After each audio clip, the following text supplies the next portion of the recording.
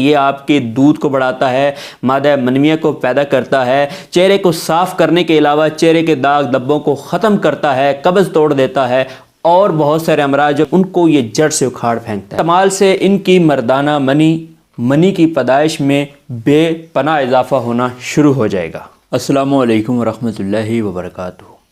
پیارے ناظرین، کیسے ہیں آپ؟ امید کرتا ہوں کہ آپ بالکل خیریت سے ہوں گے، مزے میں ہوں گے۔ کیا آپ جانتے ہیں کہ زیرہ ہماری صحت کے لیے کتنا ضروری ہے؟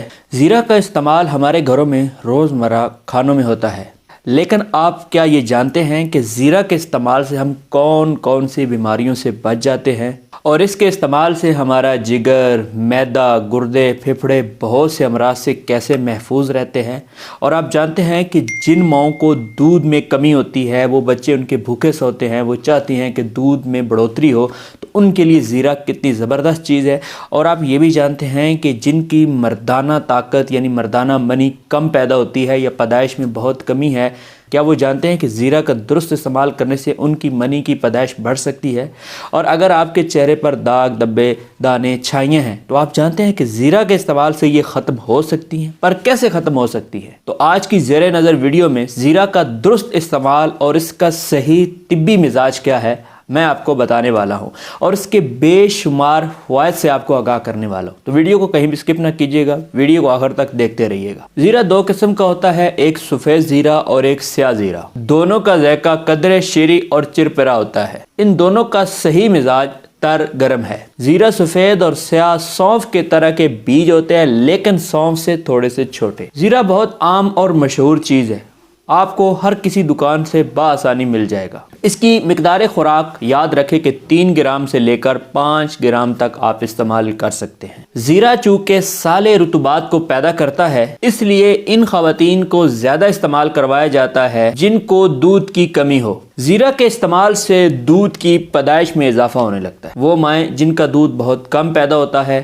اور وہ پریشان ہیں کہ وہ کیا کریں، تو وہ زیرہ سفید کا استعمال کریں۔ اس کے استعمال سے دودھ کی پیدائش میں اضافہ ہو جاتا ہے۔ وہ دوست جن کا مادہ منویہ یعنی کہ جن کی مردانہ منی بہت کم بنتی ہے، ان کے لیے بھی زیرہ بہترین دوا اور غذا ہے۔ زیرہ کے استعمال سے ان کی مردانہ منی کی پیدائش میں بے پناہ اضافہ ہونا شروع ہو جائے گا۔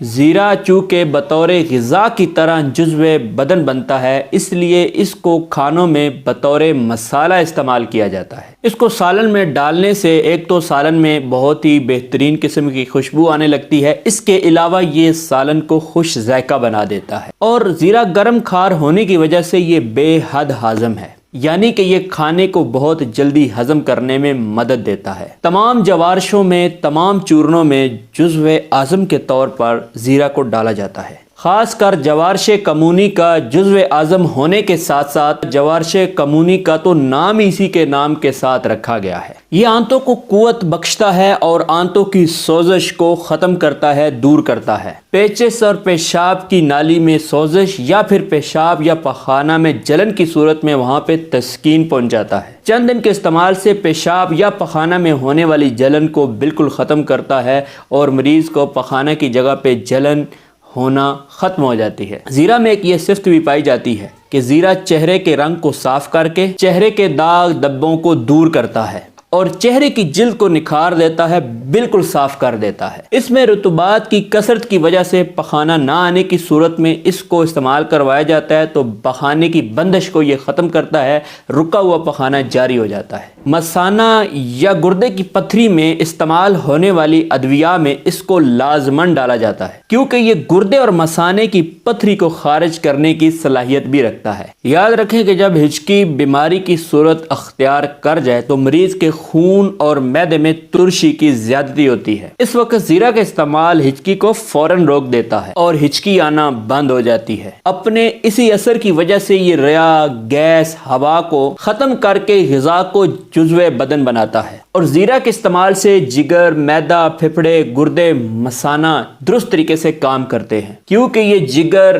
معدہ، پھیپھڑے، گردوں، مثانوں کو بے حد قوت و طاقت بخشتا ہے، اور زیرہ کے استعمال سے قبض بھی دور ہو جاتی ہے۔ لیکن یہاں پر ایک بات یاد رکھیے کہ زیرہ سیاہ کو زیادہ استعمال مت کریں، یہ بعض اوقات پھیپھڑوں اور انتڑیوں کو نقصان بھی پہنچا سکتا ہے۔ تو زیرہ کا استعمال کیجئے اپنے کھانوں میں، اس کے استعمال سے جیسے کہ میں نے اس کے فوائد بیان کر دی، خلاصہ یہ ہے کہ یہ آپ کے دودھ کو بڑھاتا ہے، مادہ منویہ کو پیدا کرتا ہے، چہرے کو صاف کرنے کے علاوہ چہرے کے داغ دھبوں کو ختم کرتا ہے، قبض توڑ دیتا ہے، اور بہت سارے امراض جو میں نے اوپر بیان کر دیے ہیں ان کو یہ جڑ سے اکھاڑ پھینکتا ہے۔ اللہ کے فضل و کرم سے آپ زیرہ کا استعمال سے ہی بہت سی بیماریوں سے محفوظ رہتے ہیں۔